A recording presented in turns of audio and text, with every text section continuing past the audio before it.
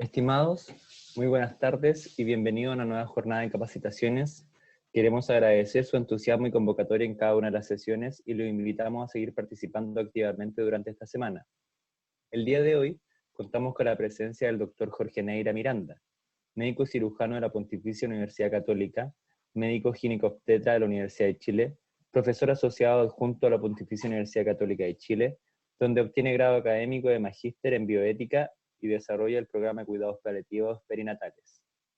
Acompañar es con el tema gestantes, parto y puerperio en COVID-19. Le recordamos que el chat estará disponible durante toda la sesión, en el cual recopilaremos todas las dudas que realicen a través de la presentación. Además, les solicitamos ingresar al link que se les expondrá en el chat para realizar un diagnóstico educativo y ver cuáles son los temas que requieren mayor refuerzo. Agradecemos nuevamente al doctor Jorge y comenzamos con la presentación. Muchas gracias. Muy buenas tardes a todos. Para mí es un placer estar aquí y agradecer la invitación de Hospital Digital para hablar de este tema que nos tiene a todos conflictuados. Mi hoja de ruta son estos 7 puntos. Y vamos, como todas las presentaciones, con el objetivo general, que es establecer las recomendaciones para la atención oportuna de las gestantes puérperas y o díadas es la dupla, ¿no es cierto?, que acuden en forma espontánea o derivadas a consulta obstétrica y ginecológica en los casos con sospecha o confirmación de COVID-19. Los objetivos específicos son establecer las recomendaciones específicas para el personal de salud que atienda a los gestantes, puérperas y odíadas con sospecha o confirmación, determinar el manejo clínico ambulatorio de los gestantes, puérperas, días y el manejo hospitalizadas. Me di un esfuerzo para, y que en el fondo me sirvió mucho para aprender de las personas que siempre son líderes y héroes en estos conflictos, y es revisar la prensa para ver el contexto. Y nos vamos al 23 de enero, cuando la prensa en Chile publica que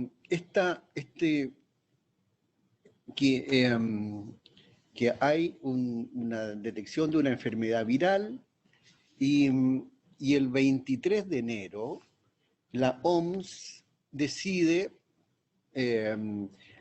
hacerse esa pregunta, si declara emergencia internacional, 23 de enero.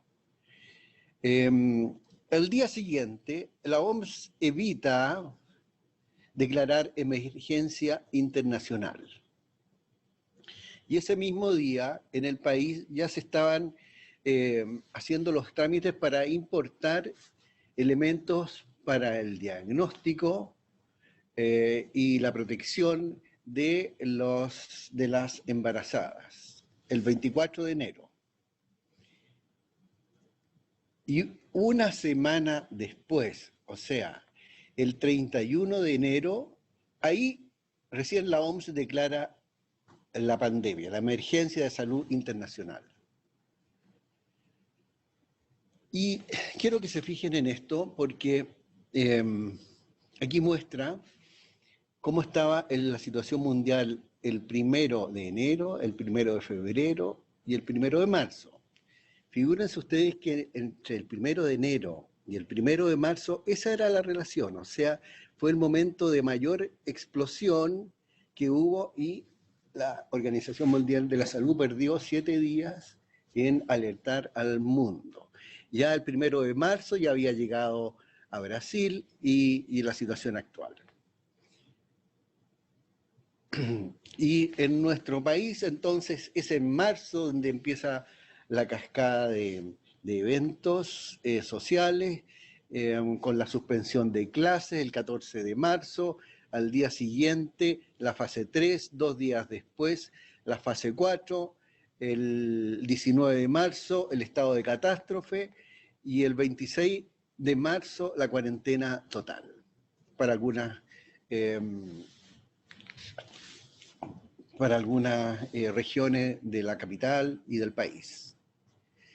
En este momento yo quiero también parar para hacer un homenaje a Li Wenliang, este médico oftalmólogo que trabaja en el hospital de Wuhan y que junto con otros 7 médicos fueron los que describieron esta enfermedad y que desgraciadamente le costó la vida.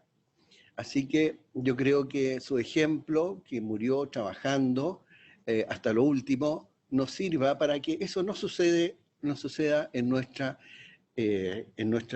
pacientes embarazadas. Así que un homenaje a la distancia a Li Wenliang.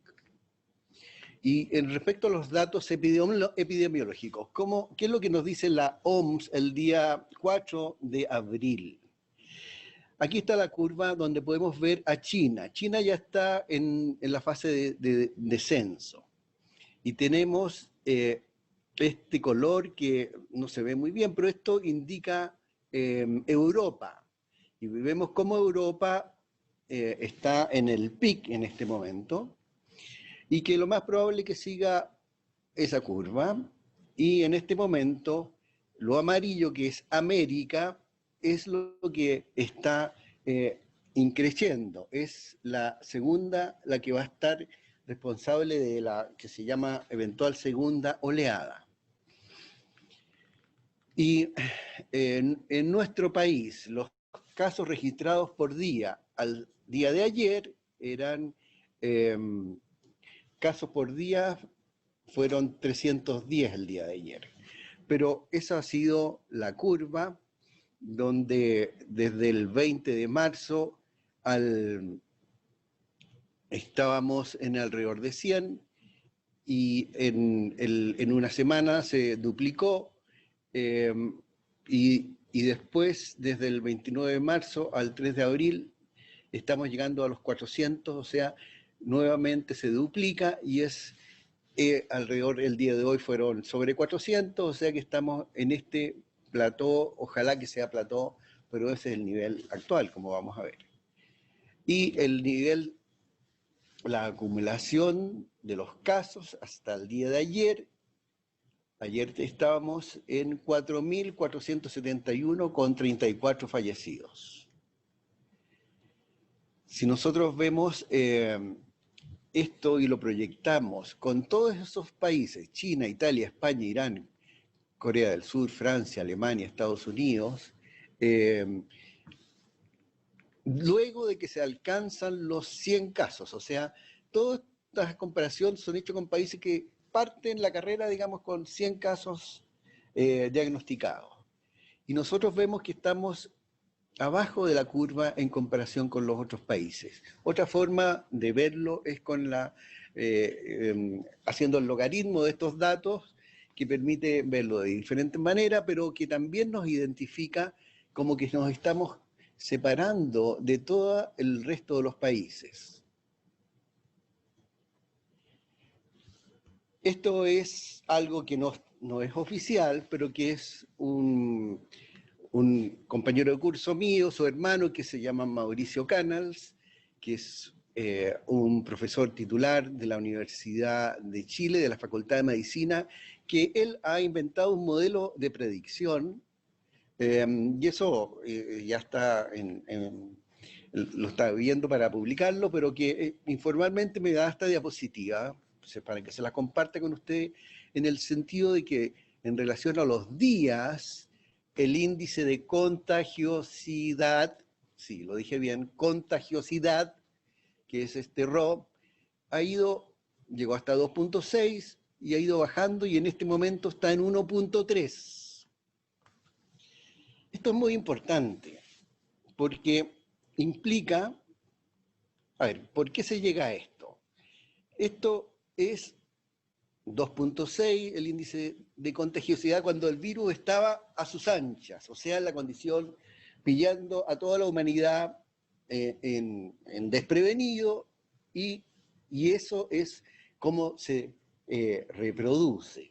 Pero una vez que se han instalado las medidas, que es aislamiento, el uso de la protección universal de contacto, superficie, lavado de manos, empieza a bajar el índice de contagiosidad.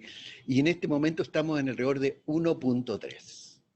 Y eso yo lo encuentro muy optimista para mirar el futuro y tomar las políticas.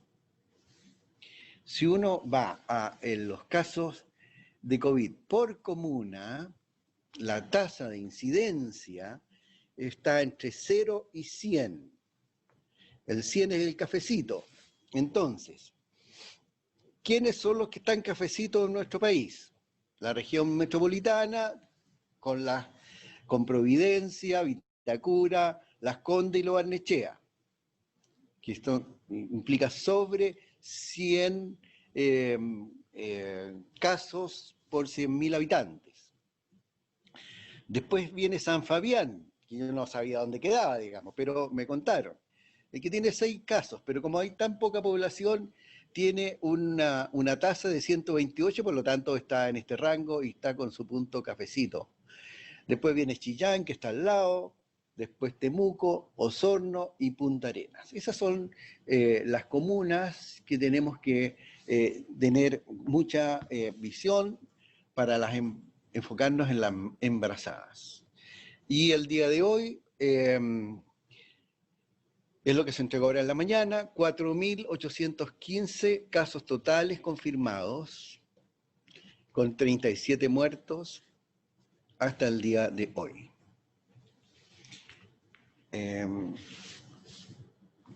En cuanto a la embarazada y COVID, esto son datos preliminares, pero hay 17 embarazadas con COVID en este momento. Estamos haciendo todas las gestiones para bajar este registro y entregarlo a nuestro referente a lo largo del país. Pero eso es la realidad que tenemos en este momento. Entonces, ya ahora introduciéndonos en la parte clínica, el ordinario 895, el último, define los casos sospechosos, probables y confirmados. El sospechoso, hay 4 alternativas. Una enfermedad respiratoria aguda, que todos sabemos, fiebre, odinofagia, tos, mialgia, disnea, y todo esto que ha salido últimamente, que es la alteración del olfato, del gusto. Eso, más la historia de viaje o residencia en un país o territorio que reporta transmisión, los 14 días previos. Esa es una condición. La otra es igual, una enfermedad respiratoria aguda, más contacto con caso confirmado o probable COVID en los 14 días previos. O los síntomas clínicos, fiebre sobre 37,8 grados Celsius, odinofagia, tos, mialgia, disnea, y lo que yo les decía, de lo que han reportado, la disminución del olfato y del gusto. Y la última, como sospechoso, una enfermedad respiratoria grave con presencia de fiebre y tos y dificultad respiratoria, hospitalizado. El probable es un sospechoso, un anterior que presenta una PCR no concluyente, y el confirmado con PCR positivo. Esto es de los cuales nos vamos a introducir, sabiendo que estas definiciones pueden ir variando de acuerdo a la situación epidemiológica del país. El Ministerio está trabajando full a distancia en este sentido. Y el recién nacido, la rama de neonatología lo reconoce como un recién nacido sospechoso cuando la madre tiene infección por COVID-19 o contacto con los 14 días previos o 28 días posteriores al parto. Contacto directo con algún infectado. Generalidades de la infección por COVID en la gestante. Hasta el momento, la información específica, que yo se las puse todo al final, todo lo que voy a hablar está al final. Hasta el momento, la información específica en relación al impacto del COVID-19 sobre la embarazada y resultados perinatales es escasa, obviamente. Ahí están todos los trabajos que los reportan. Y la transmisión del virus, que es por gotitas, por vía respiratoria o por contacto directo con superficie contaminada, y que cuando hay ambiente de aerosoles, es mayor la probabilidad de que se transmita por esta vía de gotitas, con un periodo de incubación que es entre 1 a 14 días, siendo el promedio 3 a 5 días. Y que no existe hasta la fecha evidencia que apoye la transmisión placentaria del virus. En esta evidencia escasa, no existe evidencia de transmisión vertical. En el fondo, si uno se pone muy riguroso, que no, eso no invalida que exista transmisión vertical, pero hasta el momento no existe evidencia en las muestras que se han tomado en las recién nacidos en placenta y sangre de cordón. Tampoco no existe hasta ahora evidencia de transmisión del virus a través de la leche materna. Y, por lo tanto, la alimentación con leche materna sigue siendo recomendada como la mejor alternativa para alimentación al recién nacido. Todos sabemos que los beneficios de la lactancia son conocidos y es importante realizar todos los esfuerzos y la creatividad. Y ahí estamos todos llamados a aportar para mantenerla en cualquiera de sus formas, dependiendo de las condiciones locales, dependiendo de las condiciones clínicas de la paciente, los protocolos que tengamos locales y por supuesto que respetando la decisión informada de cada familia. Adicionalmente, todos sabemos que la lactancia confiere protección contra otros virus respiratorios, disminuyendo la gravedad de su presentación y el riesgo de hospitalización por neumonía. Recomendaciones generales ahora a los equipos de salud durante el embarazo y puerperio.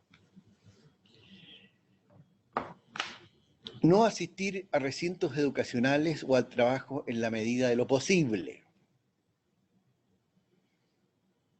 Se está viendo el proyecto de extender la licencia del prenatal, pero eso falta mucho. Así que yo creo que obviamente que el buen criterio nos da la herramienta del reposo laboral, que ahí con la prudencia tenemos que utilizarla nosotros.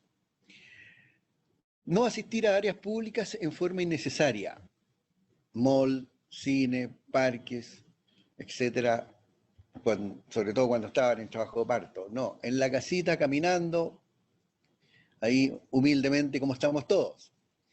Asistir a los establecimientos de salud solo en caso de control perinatal habitual o consulta de urgencia ginecobstétrica, en caso de presentar alguno de los principales síntomas de COVID. Y por supuesto, si están las condiciones de consulta en ginecobstétrica de urgencia, o sea, si hay contracciones, si hay pérdida de líquido, o trabajo de parto prematuro, etcétera, o de término. No utilizar el transporte público en la medida de lo posible, quedarse en casa y evitar las visitas. Todos sabemos lo que cuesta eso. Ventilar adecuadamente las habitaciones de manera periódica. Ustedes han visto en todo lo que anda en WhatsApp que las microgotitas quedan flotando en el aire y una forma rápida de eliminarla es hacer una corriente de aire y con eso se retiran rápidamente. Limitar los viajes a los estrictamente necesarios y promover la vacunación contra la influenza para ella y su grupo familiar. Ojalá que nos pille a todos vacunados porque eso es una ayuda también para la infección de COVID. A los equipos de salud, la precaución estándar. ¿En qué incluye eso? Eso incluye estos 5 puntos: higiene de las manos y los equipos de protección personal, que los vemos aquí, que incluye entonces el delantal, la mascarilla, que en caso de haber intercambio con fluidos en aerosol tiene que ser la N93 o 95, las antiparras o la mascarilla completa y los guantes. Eso son, y por eso tenemos que luchar, porque son esos los elementos de EPP. Después la gestión segura de los residuos con la bolsa en la cual se tiene que colocar también un poco de cloro, en 1 millón de partes por millón, que es en el fondo chorrear un poquito de cloro y dejarla bien cerrada y sellada. Y la limpieza ambiental y esterilización de los equipos. Esas son las recomendaciones generales. Y también viene ahora la precaución ante riesgo por contacto y gotitas, que tiene que ser el aislamiento de los pacientes, ventilación adecuada con 60 litros por segundo por paciente, el EPP, después de atención quitar y desechar los EPP más lavado de manos, y ya sabemos, y para el riesgo de transmisión aérea y por procedimientos generadores de aerosol, ventilación del sitio con un flujo mayor de aire, 160 litros por segundo por paciente, o salas de presión negativa con más de 12 cambios de aire por hora y dirección controlada de la ventilación mecánica. Y EPPP con respirador para partículas y con las mascarillas altamente eficientes como son la N95 o la FPP2 o equivalente. Entonces, vamos al parto en una mujer, en una embarazada, sin riesgo ni sospecha de infección. Y la acompañante tiene que ser una persona que esté sana y no tener eso. Se tiene que fomentar, en el fondo es hacer todo lo que hacemos habitualmente, fomentar el contacto piel a piel de inmediato, para el inicio de la lactancia dentro de la primera hora de vida, y el clampeo del cordón como es habitual. Extremar la higiene de manos y avisar a la obstetra o matrona inmediatamente frente a síntomas o signos de infección respiratoria, así como la posibilidad de contacto con alguna persona enferma. De ser posible, la madre y el recién nacido deben ser dotados de alta precoz.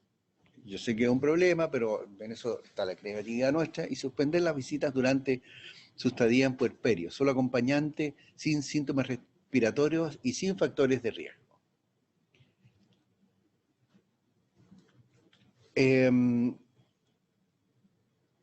Ahora, con una madre con sospecha o confirmación de COVID para la atención en el alto riesgo,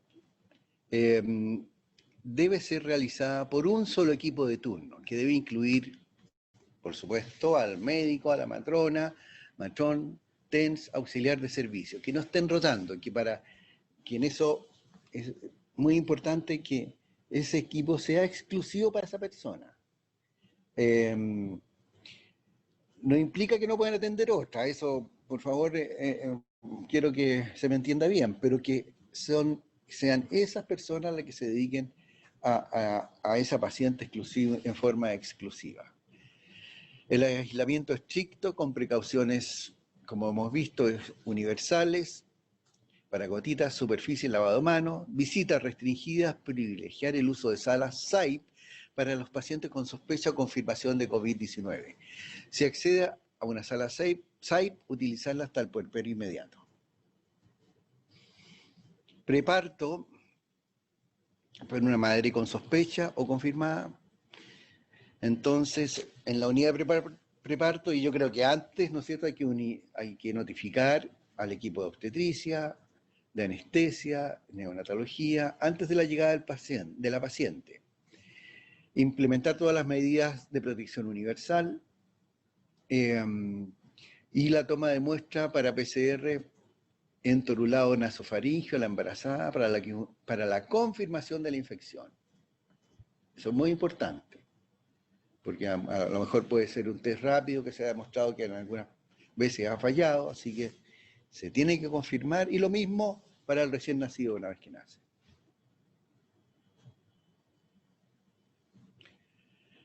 Ahora, en el intraparto se aceptará un solo acompañante sano durante el parto, quien deberá utilizar precauciones universales, gotitas y contacto.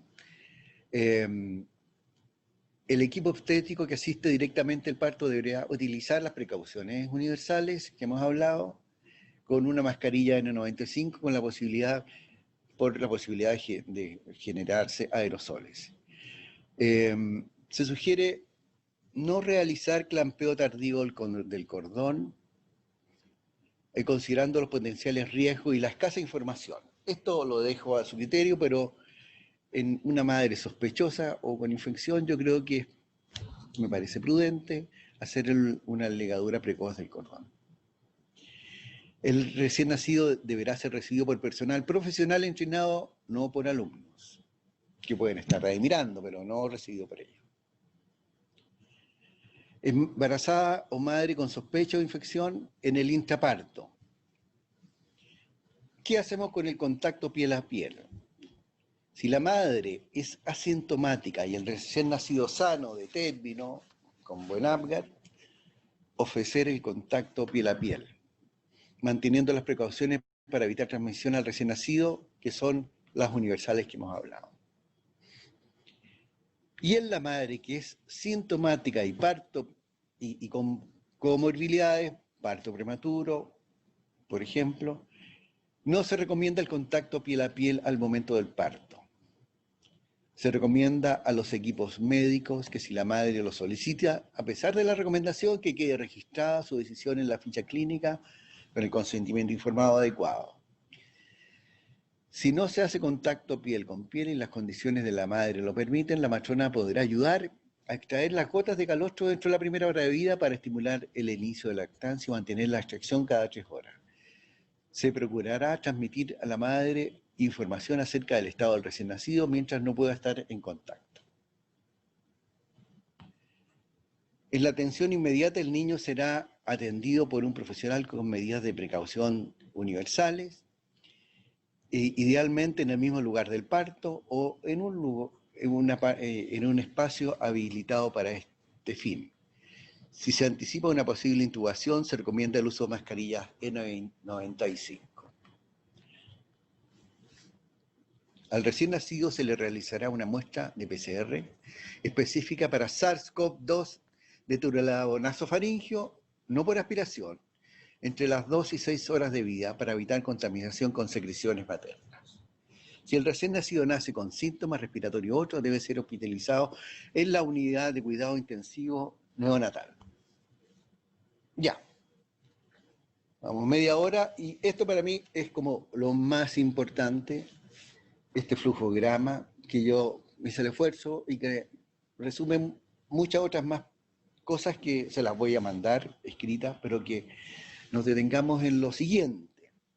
Todos estamos de acuerdo que llega la embarazada, se hace el triage y ahí puede ser confirmada o sospechosa o sana.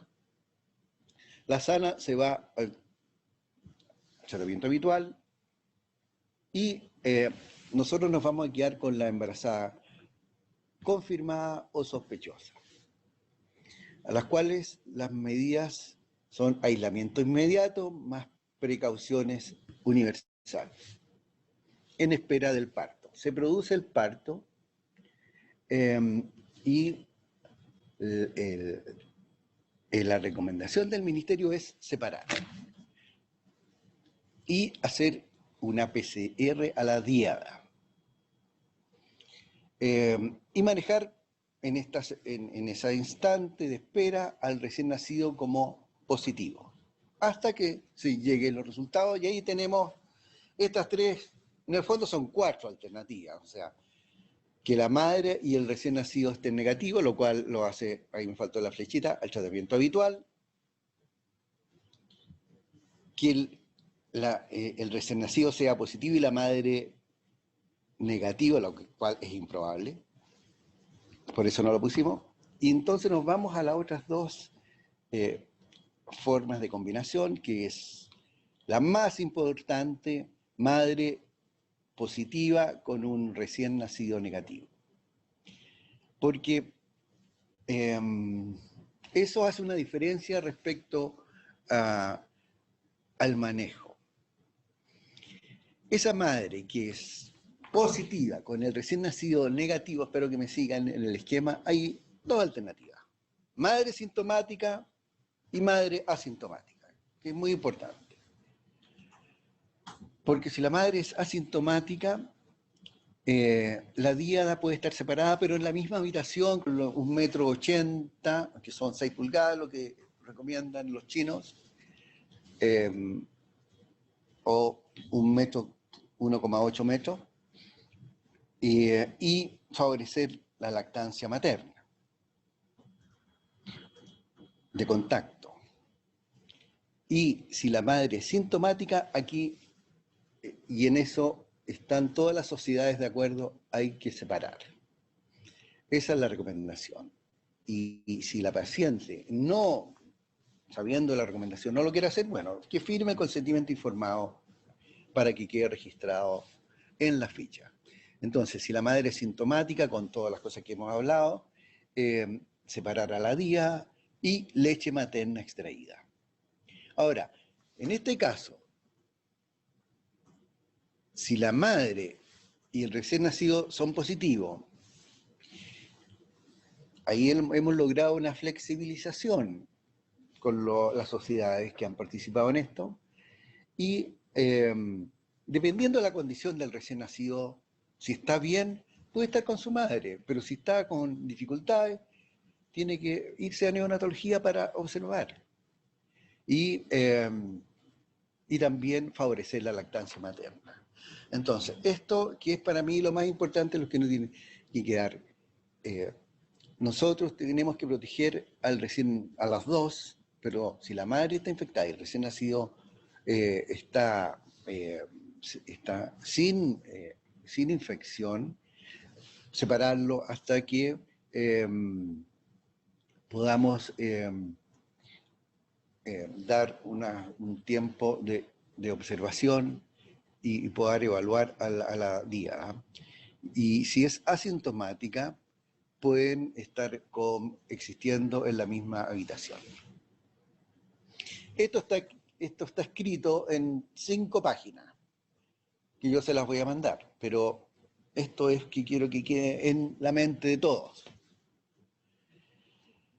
Ya, el niño después se va de alta, la madre, digamos, citación coordinada y asistida para control de la madre y recién nacido COVID-19 en domicilio dentro de los 7 días del nacimiento. Dentro de los 7 días de nacimiento, en domicilio. Personal de salud deberá cumplir con las preocupaciones estándar de contacto universal que hemos hablado. En el caso de recién nacido COVID-19 positivo, seguimiento estricto de la por videollamada o teléfono cada 2 días hasta visita domiciliaria dentro de los 7 días del nacimiento. Madre o tutor responsable recibirá educación previa al alta respecto a la detección de signos de alarma en el recién nacido que indiquen consulta de urgencia, que es la dificultad para alimentarse, fiebre, tos, signos de dificultad respiratoria, como son polipnea, más de 60 respiraciones por minuto, retracción, quejido, cianosis, apneas, decaimiento, compromiso del estado general. Mantener las medidas de aislamiento de la dupla por gotitas por 14 días desde el alta hasta la desaparición de los síntomas de la madre, por 14 días hasta la desaparición de los síntomas de la madre. Mantener cuna del recién nacido a 1,8 metros de distancia de la madre y familiares positivos, familiares que estén directamente relacionados, mantener durante este periodo el uso de mascarilla quirúrgica y lavado de manos estricto, pecho libre de demanda en caso de madre sintomática moderada a grave, se recomienda leche materna extraída. En caso de usar extractor, este debe ser limpiado en cada uso y desinfectado previo al uso. Se deberá hacer lo posible por proveer a la madre las mascarillas. Las quirúrgicas tradicionales pueden ser utilizadas hasta 6 horas continuas, siempre que no se humedezcan o no se rompan, no se ensucien o salpiquen con secreciones. En este caso deberá cambiarla de inmediato, por lo que debe proveerse a la madre para que cuente con un stock adecuado de mascarillas. Se deberá hacer lo posible por proveer a las madres de equipos de extracción de leche materna y coordinar la adecuada esterilización de las partes asociadas al extractor. Esto es complejo, pero en eso es lo que tenemos como ideal que promovemos con las sociedades científicas. Para una madre y recién nacido que son positivos, aislamiento domiciliario en cuarentena se debe mantener en el hogar según protocolo MinSal, convivencia del binomio sin restricción, eliminación de pañales y elementos de aseo en bolsas cerradas con cloro, ideal rociarlos con un aerosol con cloro, ideal habitación exclusiva o cama exclusiva para la madre y el recién nacido durante el periodo sintomático hasta que se consideren recuperados. Estas recomendaciones entonces fueron hechas por estas 6 sociedades, 7, y están escritas, y quiero finalmente con unas palabras en relación al equipo tratante, que hay que cuidarlo, nos tenemos que cuidar entre nosotros, nuestra protección, y con nuestros pacientes mantener una comunicación fluida para poder minimizar los riesgos y obtener resultados de adherencia favorables. Estas recomendaciones se pueden ir actualizando, la que acabamos de hablar, de acuerdo al contexto epidemiológico del país y la revisión bibliográfica disponible. Algunas pocas reflexiones éticas. Les traje esta foto que anduvo en WhatsApp de un médico, ahí está el fonendoscopio colgando, que venía de un turno llorando porque le tocó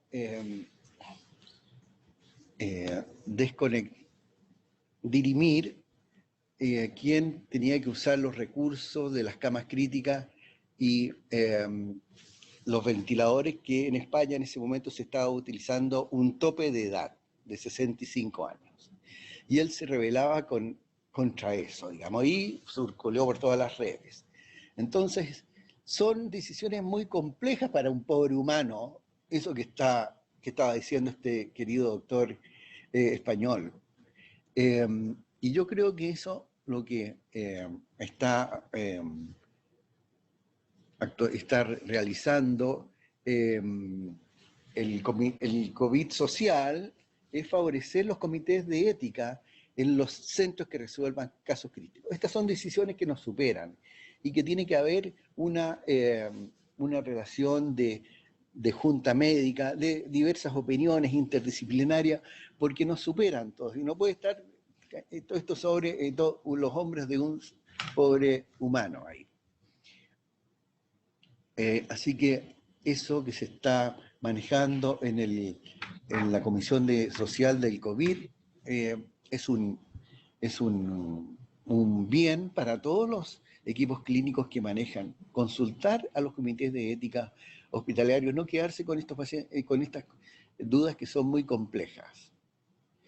Y dentro de lo ético yo quiero reforzar que tratar con toda la dignidad a cada paciente, eso forma parte de las buenas prácticas de la medicina, no tenemos que discriminar a nadie, realizar cuidados de calidad, en eso tienen que estar todos los antecedentes reunidos para la mejor decisión posible, y eso es lo que favorece en los comités de ética, que uno tiene que hacer el resumen de todos los elementos médicos relevantes para poder hacer el juicio adecuado. Nadie dice que va a ser lo mejor, pero si uno tiene un ejercicio para que no se le escape nada, va a tomar mejores decisiones y no abandonar jamás al paciente. Yo creo que si uno está en una situación en que ya está llegando al fin la vida, bueno, acompañar, estar siempre al lado del paciente, porque uno en esos momentos puede hacer uso de todo lo que son los cuidados paliativos para poder dar confort, tranquilidad, amor a nuestros pacientes, y que eso sea y llegue al fin de su existencia por la progresión de la enfermedad que no tiene tratamiento hasta el momento, en la forma más humana posible. Y cuidar a los equipos clínicos, como este pobre doctorcito que llegó destruido a la casa, con las ojeras increíbles, y se puso a llorar ahí Eso nos tenemos que apoyar entre nosotros, apoyar con los seres queridos para lograr controlar esto que forma parte de... Son tan intensos estas situaciones que yo creo que nadie puede escapar a lo que le pasó a él, pero tenemos que saber que tenemos limitaciones, que cumplimos con nuestro deber haciendo lo mejor posible, y que todo lo que nosotros hagamos va a ser lo mejor realizado. Eso es lo que yo quiero animarlos, para que nuestras embarazadas estén protegidas y tengamos los menos fatalidades en nuestro accionar en esta enfermedad que no se sabe, que se tienen tan pocos conocimientos todavía en la embarazada. Aquí van todas las referencias bibliográficas, y le doy las gracias por la atención y atento a las dudas. Tuve 45 minutos. Muchas gracias, doctor, por su presentación. Se recopilaron bastantes consultas en los distintos chats. Y voy a partir con la primera pregunta. Dicen, el MinSal dentro del listado de procedimientos que generan aerosoles no describió el parto. Solo si utilizan oxigenoterapia, aún así recomiendan el uso de N95 y escudo facial en la persona de salud que atiende el parto.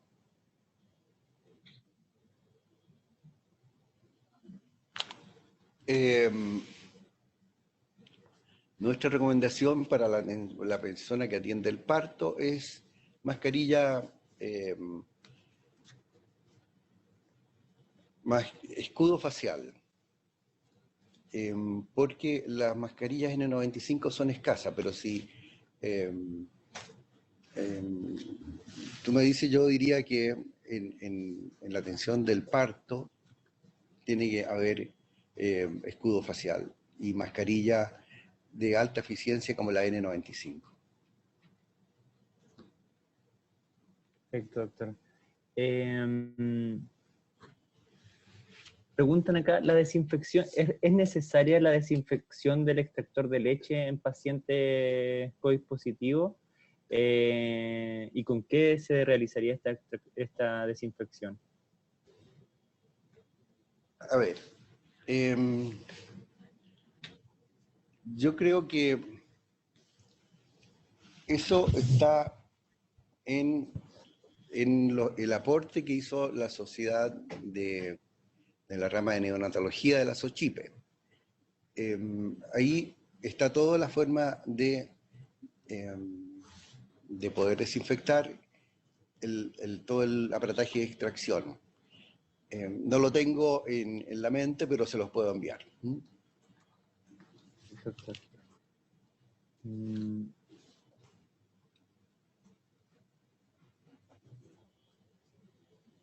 Preguntan acá, también se ponen en una posición, madre con síntomas catarrales con examen positivo, y en el recién nacido no van a tener el examen hasta después de 72 horas, cuando ya probablemente vaya a estar de alta. ¿Conviene hospitalizar en ese caso a todos esos recién nacidos? La recomendación es que si está sospechosa, porque está con síntomas, eso fue lo que entendí, claro. Sospechosa o positiva es lo mismo en el fondo. Perfecto. hay que separarlos, si está asintomática la mujer, y mantenerlos en neonatología y favorecer la lactancia con leche extraída. Eso. Perfecto, doctor.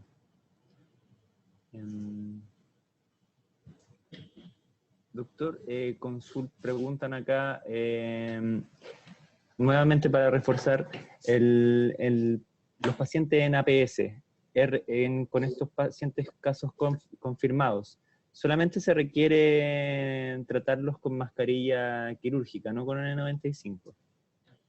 En APS, con mascarilla quirúrgica. Sí. Perfecto.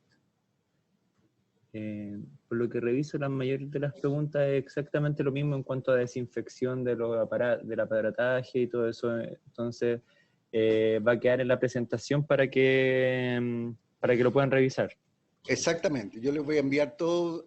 Esto fue entregado el viernes, así que ahí yo se los voy a compartir, que es un documento de todas las sociedades de pediatría, infectología, pediatría, la rama de neo, infectología, nutrición y el comité de lactancia. Perfecto, doctor. Entonces, nuevamente, doctor, agradecer su participación. Era un tema que habían bastantes dudas y no había habido alguien que hablara de embarazo y neonatología. Le queremos agradecer nuevamente el que haya estado con nosotros. Invitamos a la gente que se conecta en cada una de nuestras presentaciones a seguir siendo parte de estas presentaciones realizadas por el Hospital Digital, la Xochimilco y el Ministerio de Salud. El día martes 7 de abril estará con nosotros el doctor Javier Quilodrán con el tema pacientes con enfermedades limitantes de la vida con COVID-19. Agradecer nuevamente la participación. Y doctor Jorge, si quiere decir algo antes de cerrar. Estamos ante una crisis sanitaria y ante una enfermedad que desconocemos un tratamiento como todas las enfermedades virales en sus inicios. Pero yo les quiero decir que hemos actuado como país dentro del contexto mundial y latinoamericano oportunamente. Obviamente que tenemos dificultades, que hemos tenido ciertos retrasos, pero hay ciertas cosas que se hicieron muy a tiempo y que nos han mostrado lo que estaba en el gráfico del doctor Mauricio Canals, que es la caída del RO, que es el índice de contagiosidad. Y eso es lo que nos puede en el futuro salvar y mantener nuestras gestantes indemnes, felices con sus embarazos, y para lo cual yo les doy un sentido muy positivo que con la acción de ustedes podemos lograr el mejor tratamiento a nuestras madres, porque estamos en un país que está haciendo las cosas adecuadamente, pero todo es perfectible, porque la columna vertebral del tratamiento son las matronas y los ginecobstetras, y ellos tienen que estar bien preparados, porque hasta el momento lo estamos haciendo bien. De esas 17 pacientes que hay infectadas, yo les voy a dar toda la información, porque ya la solicitamos a nuestra jefatura, para poder ir comunicándolo a todos. Así que les vaya muy bien, los necesitamos a todos para que con las buenas y prudentes acciones podamos proteger a nuestras díadas, a nuestras queridas pacientes que son las pacientes embarazadas. Muchas gracias. Muchas gracias a todos y los esperamos mañana a las 14 horas.